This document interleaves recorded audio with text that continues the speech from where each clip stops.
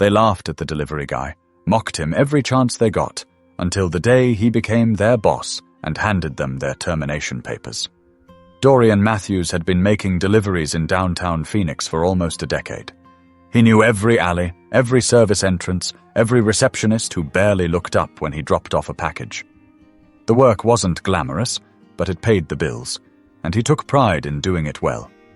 Most people saw him as just another uniform, someone who blended into the background, someone who didn't matter. And at Whitmore & Klein, a sleek, high-end marketing firm with marble floors and floor-to-ceiling windows, that attitude was especially strong. The first time Dorian walked through those glass doors, he had expected nothing more than a routine drop-off.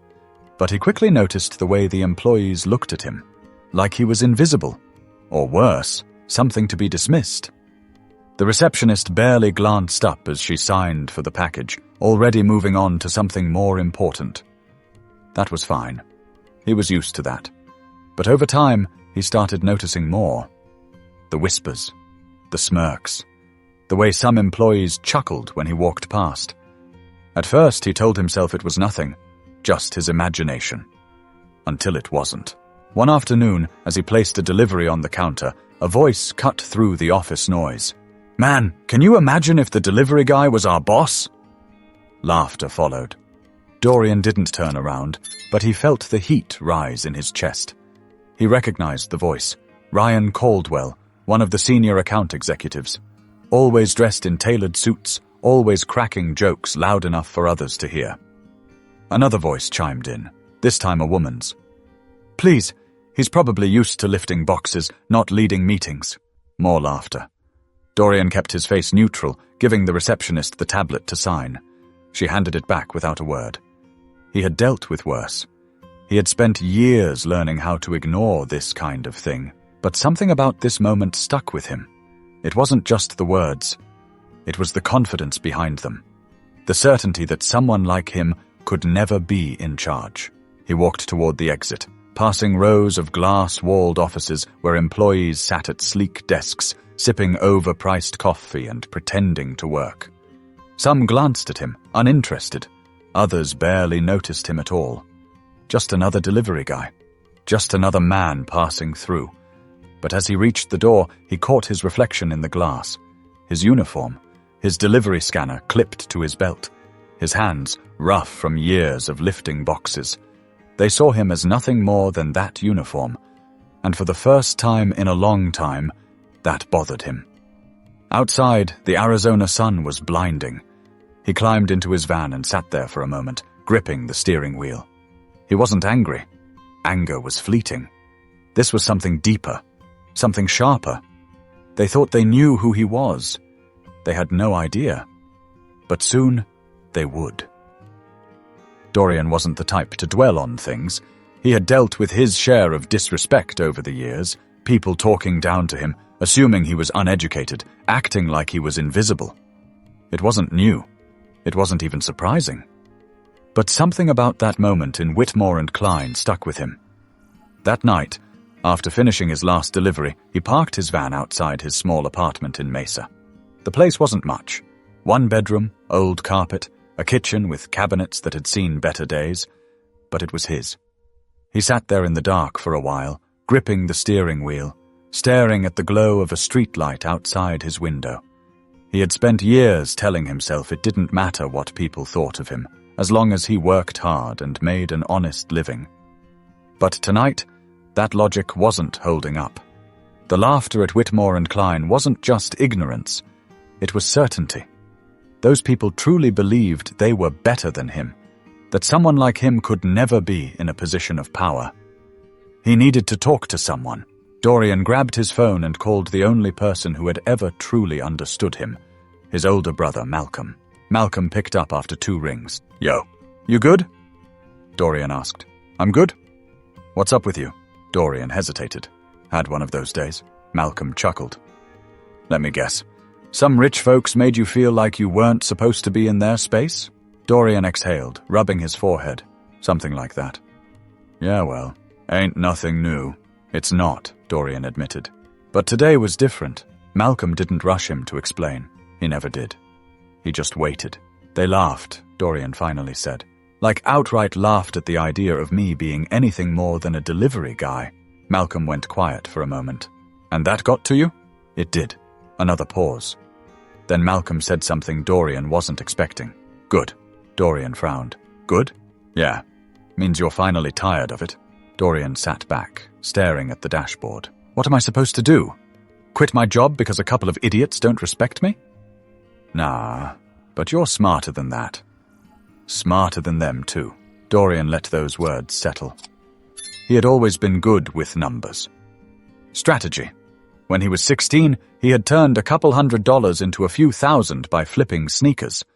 Later, he got into investing. Stocks, small businesses, even real estate deals. He understood the game better than most, but he had never gone all in. Malcolm's voice pulled him from his thoughts. Remember what Dad used to say? When people only see you one way, you've got two choices. Prove them right, or prove them wrong. Dorian exhaled. Yeah, I remember.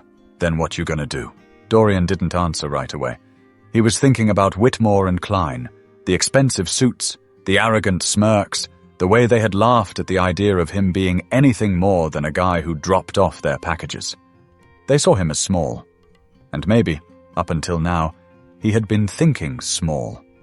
He looked at the worn steering wheel beneath his hands, then at the dashboard, where a stack of delivery invoices sat. This wasn't all he was. He knew that. But they didn't.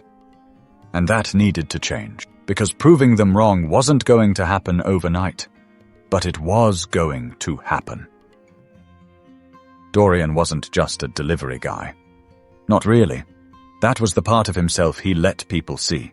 The part they assumed was all there was to him.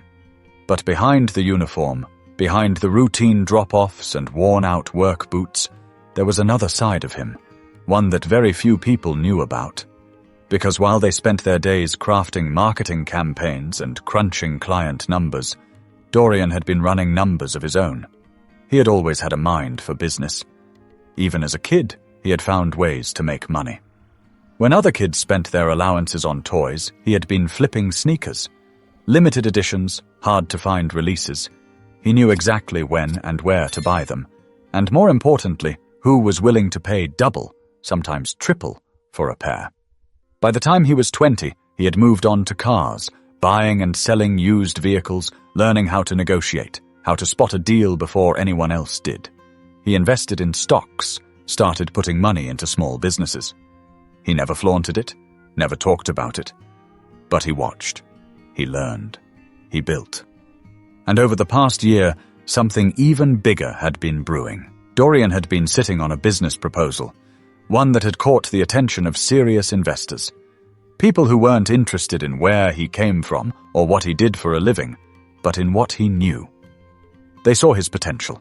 They saw how he analyzed businesses, spotting their weak points, understanding their value before anyone else did.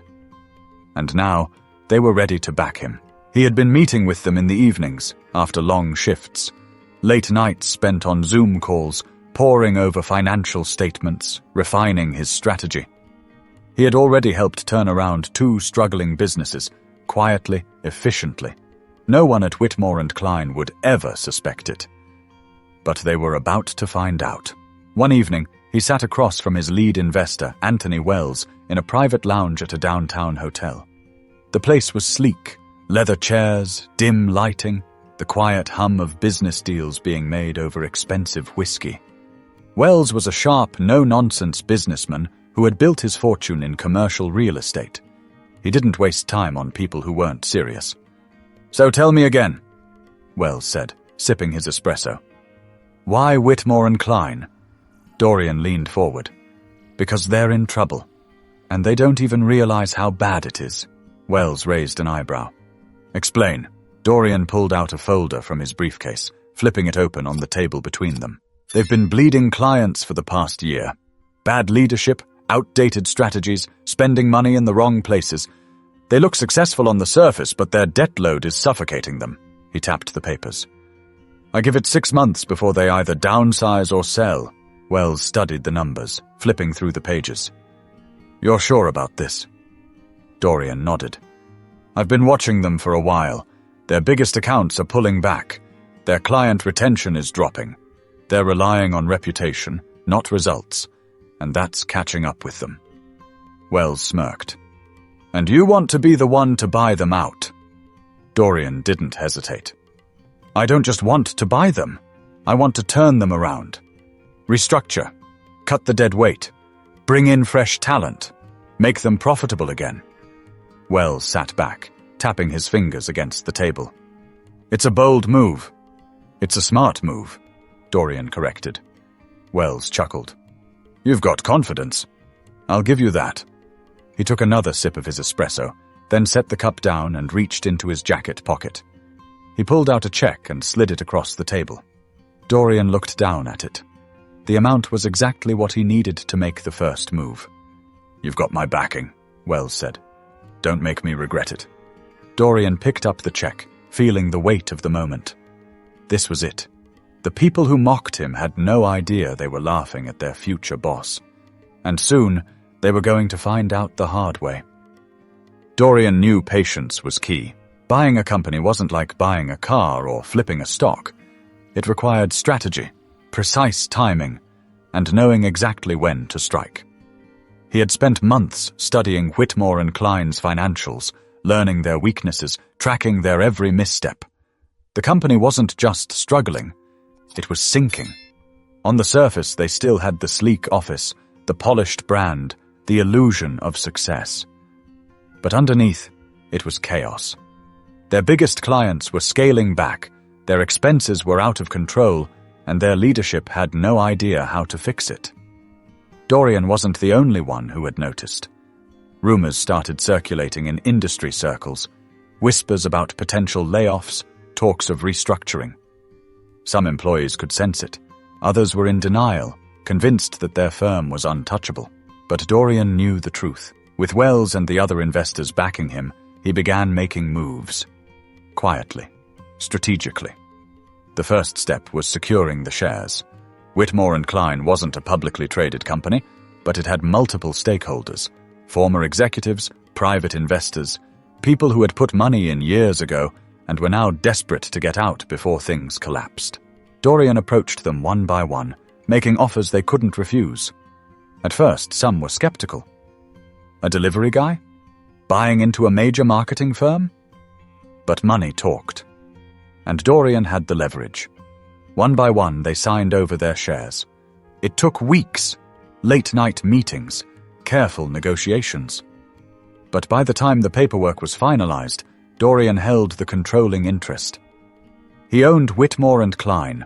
The last step was making it official. The current CEO, Richard Langford, was a man who had built his career on old money and good connections. He wasn't particularly smart, just lucky. And luck had finally run out. Dorian scheduled a meeting. No warning, no pretense, just a direct email to Langford's assistant. Subject: immediate discussion required. The assistant, a woman named Ellen, who had worked at Whitmore and Klein for over 20 years, blinked in confusion when she saw Dorian's name in the sender's field. She had seen him drop off packages dozens of times. Why was he emailing the CEO directly? She knocked on Langford's office door, stepping inside carefully. Sir, I just received an urgent email from Dorian Matthews. Langford didn't look up. Who? The delivery man, Ellen said hesitantly. Langford's fingers paused over his keyboard. He let out a dry laugh, shaking his head. You mean the guy from the lobby? What could he possibly want? He's requesting an immediate meeting. Langford leaned back in his chair, rubbing his temple. He was already in a foul mood. Profit reports were looking grim, and their largest client had just pulled their contract.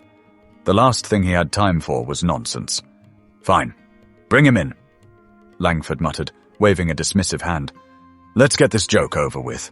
By the time Dorian walked into the Whitmore and Klein office that morning, the energy in the building had already shifted. There were murmurs, glances exchanged in the hallways. The receptionist, the same one who had barely acknowledged him for years, suddenly sat up straighter when he entered. Langford was waiting in his office, clearly irritated. He didn't even stand when Dorian walked in. What's this about?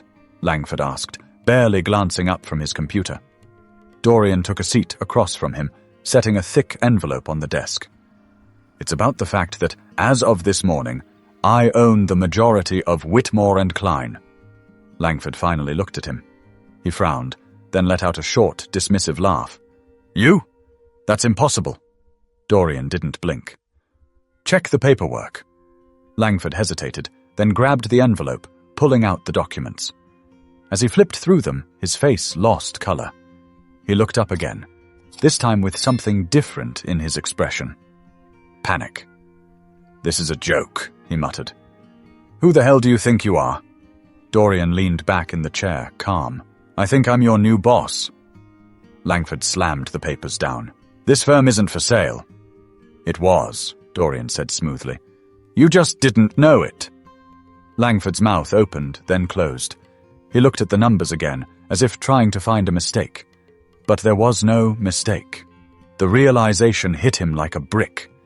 He wasn't the CEO anymore. Dorian stood up. I'll give you until the end of the day to clear out your office.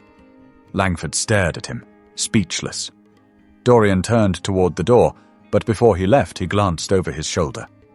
Oh, and Richard? He let a small smile cross his lips. Don't worry. I'm sure there's a delivery job out there for you somewhere. Langford's face turned red, his jaw tightening, but he said nothing. The office would never be the same again. And for the first time in years, Dorian Matthews wasn't just passing through. He was in charge. Dorian knew that taking over Whitmore and Klein was one thing. Making sure everyone understood what that meant was another. As he walked out of Langford's office, the murmurs in the building grew louder.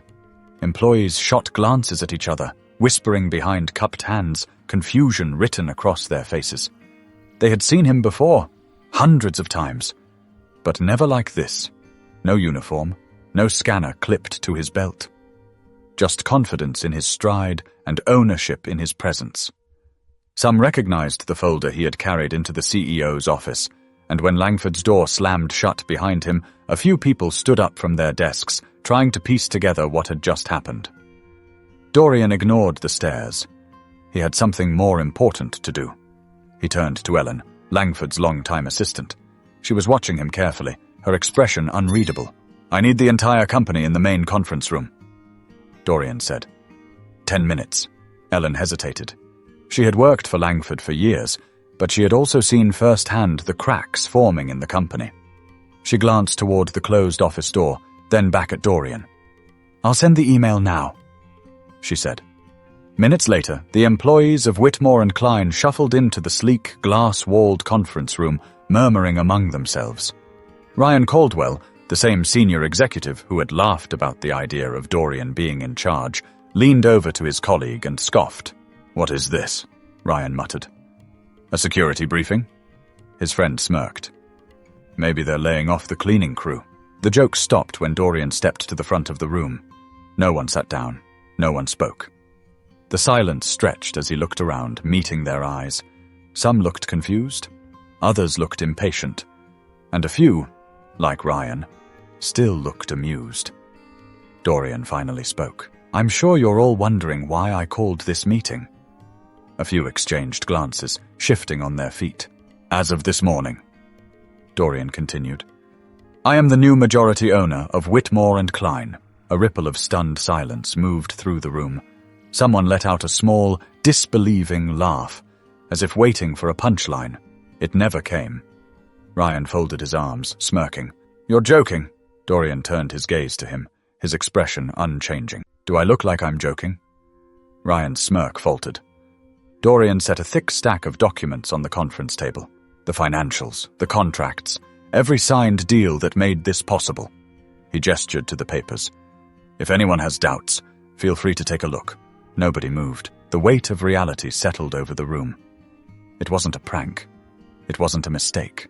Dorian Matthews, the man they had ignored, the man they had laughed at, was now their boss. For the first time since stepping into that building, Dorian allowed himself a small pause. He let them sit with the moment. Let them process it. Then he spoke again. I've worked in this building for years. Most of you never noticed me. Some of you did. and made sure I knew exactly what you thought of me." His gaze flickered briefly toward Ryan. "I remember every joke, every insult, every time someone assumed I didn't belong." Ryan shifted uncomfortably but said nothing. "But I also remember something else," Dorian continued. "I remember watching this company make mistake after mistake. I remember seeing potential wasted because leadership refused to adapt. And I remember thinking that if I had the chance, I would do things differently." He took a step forward, his tone unwavering. "That chance is now." A nervous energy filled the room. People who had been standing with arms crossed slowly unfolded them. Others who had been leaning against the wall straightened. Dorian glanced around the room, then let his next words land with precision. "Things are about to change. Some of you won't like it. Some of you won't be here for it." Silence. Dorian gave them a moment to absorb that before continuing. "But for those of you who are willing to work, who are willing to be part of something stronger, something better, you'll have a place here." He let his eyes sweep the room one last time. "This is not the same company it was yesterday, and it's definitely not the same company it was when I walked in here as a delivery man." Another pause. Then, with a calm authority that left no room for doubt, he finished. "If you don't like that, there's the door." The weight of his words settled over the room like a final verdict. And for the first time, the people in that office realized Dorian Matthews wasn't just passing through. He was here to stay. The conference room was thick with silence. No one moved. No one spoke. The reality of what had just happened settled in like a slow-building storm. Dorian could see it in their faces. The disbelief, the unease, the subtle glances exchanged between employees who, just moments ago, had felt untouchable. Then, finally, someone broke the silence. Ryan Caldwell let out a short laugh, a bitter, hollow sound. He shook his head, crossing his arms. "This is insane," he muttered. "You can't be serious." Dorian turned his gaze to him, steady. "You think I'd stand here and say all this if I wasn't serious?" Ryan exhaled sharply, running a hand through his hair. "So what? You come in here, throw your weight around, and we're all just supposed to fall in line." Dorian didn't blink. "No, you're supposed to do your job. If you can't handle that, you're free to leave." Ryan scoffed. "Right. Because you, of all people, are suddenly the expert on running a firm like this." Dorian took a step closer, his voice unwavering. "I know this company better than you think, Ryan. I've spent years watching you all operate, watching the arrogance, the wasted potential, the outdated strategies. And I've spent even more years learning how to run businesses. Successfully." Ryan clenched his jaw. "You're making a mistake." "No," Dorian said calmly. "The mistake was assuming I didn't belong here." A few murmurs rippled through the room. Some employees looked at each other, uncertain. Others, especially the junior staff, who had been ignored by upper management for years, seemed almost intrigued. Dorian let the tension settle before continuing. "Let's talk about mistakes, actually," he said. He pulled a folder from the stack on the table and flipped it open. "Ryan, since you seem to have so much to say, maybe you'd like to explain why your department is responsible for one of the largest client losses in company history." Ryan's face darkened. "That's not. It is," Dorian cut in smoothly. "And I have the reports to prove it. Over-promising, under-delivering, failing to adjust strategies when the market shifted." He tapped the folder. "The client walked, and took millions in revenue with them." Ryan's face burned red. Dorian shut the folder. "So, if we're questioning who deserves to be here, I'd say you have a lot more to answer for than I do." Silence. Ryan's mouth opened slightly, as if he wanted to argue, but he didn't. Because he knew the numbers didn't lie. Dorian took a deep breath and turned his attention to the rest of the room. "This is the part where some of you start to panic, where you start wondering if you're about to lose your jobs." He let the words linger for a moment before continuing, "And the answer is, some of you will." That got their attention. Dorian gestured toward the documents in front of him. "I've already done my research. I know who brings value to this company. I know who's been skating by, and I know who's been taking credit for other people's work." Some people visibly tensed. Others stole glances at their colleagues, as if suddenly realizing the consequences of their office politics. Dorian continued, "There's dead weight in this company, and I don't carry dead weight. If you're here to do your job, to work, to contribute, to help rebuild something stronger, you have nothing to worry about. But if you're here just to collect a paycheck and keep up appearances," he shrugged, "you won't last long." He let that settle before delivering the final blow. "I'll be sending out termination notices by the end of the day." The room felt like it had lost all its oxygen. Ryan took a step forward. "You can't just—" "I can," Dorian said simply. "And I will." Ryan's jaw clenched. His pride wouldn't let him be the first to back down. He straightened his tie, lifted his chin. "Fine. If this is how it's going to be, then I quit." Dorian met his stare. "That's the first good decision you've made in years," Ryan scoffed, shaking his head. He turned and stormed out of the conference room, slamming the door behind him. A heavy silence followed. Dorian let the moment breathe, then turned to the rest of the staff. "For those of you still here, remember this. Whitmore and Klein isn't just going to survive. It's going to become something better than it ever was before. But that only happens if the right people are in place." He let his gaze move across the room, taking in the reactions, some nervous, some determined, some still processing what had just happened. "If you're willing to step up, to work, to actually build something meaningful, you'll have a place here." Another pause. "But if you're only here because you think you deserve to be, because you're comfortable, because you think nothing will change," he gestured toward the door, "you can follow Ryan." The room remained silent, but this time it wasn't shock. It was realization. Things had changed. Dorian wasn't the man they had dismissed anymore, and from this moment forward, he never would be again. By the time Dorian left the conference room, the energy in the office had completely shifted. Some employees sat at their desks in stunned silence. Others whispered in hushed voices, stealing glances at the man they had ignored for years. Some looked afraid. Others looked intrigued. And a few, just a few, looked inspired. Dorian didn't let any of it affect him. He had done what needed to be done. Now the real work began. As he stepped into what was now his office, formerly Langford's, he let out a slow breath. The space was bigger than he had expected. Leather furniture, bookshelves lined with unread business books, a massive oak desk that probably cost more than his first car. He walked over to the floor-to-ceiling window, looking out over the city. This moment was supposed to feel different. He had spent months, years even, working toward this, fighting against every assumption, every dismissal, every time someone had underestimated him. He had made it. He had proven them wrong. And yet, standing here, staring at the skyline, he realized something. This wasn't about revenge. It had never been about that. If it was, the satisfaction would have faded by now. He would have felt the high of proving them wrong, of watching Ryan storm out, of seeing the looks on their faces when they realized the man they had mocked now owned everything they stood on. But that feeling wasn't what drove him. He had done this because he knew he could build something better. Not just for himself, but for the people in that office who had been overlooked, dismissed, underestimated. Just like he had been. There were people in that building who had talent. People who had ideas. People who, under the right leadership, could turn this company into something great. And there were people who didn't belong there anymore. He had spent years learning that respect wasn't given.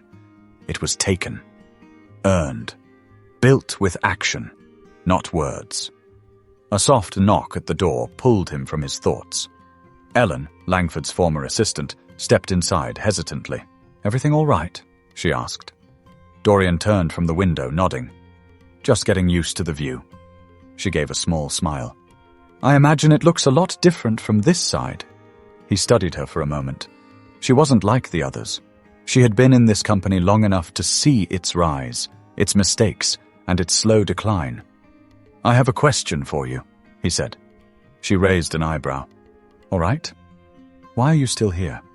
Ellen folded her arms, considering. Because I love what this place used to be, and I think under the right leadership, it could be that again. Dorian nodded slowly. Ellen hesitated. If I'm being honest, I didn't expect this. I've seen a lot of CEOs come and go, but I never thought I'd see this company end up in your hands. Dorian chuckled. Neither did they. She exhaled, shaking her head with a small smirk. Langford's gone. Ryan quit. There's a lot of uncertainty right now. There always is when change happens. She studied him for a moment, then nodded. Well, for what it's worth, I think this place could use some change. Dorian smirked. Then let's get to work. As she walked out, he turned back to the window. Change was coming. Not just for Whitmore and Klein, not just for the employees still trying to wrap their heads around what had happened, but for him. Because for the first time in his life, he wasn't just proving himself. He was leading. And this was only the beginning. The lesson was clear: never underestimate someone just because of where they start. Because one day, they might be the ones signing your paycheck.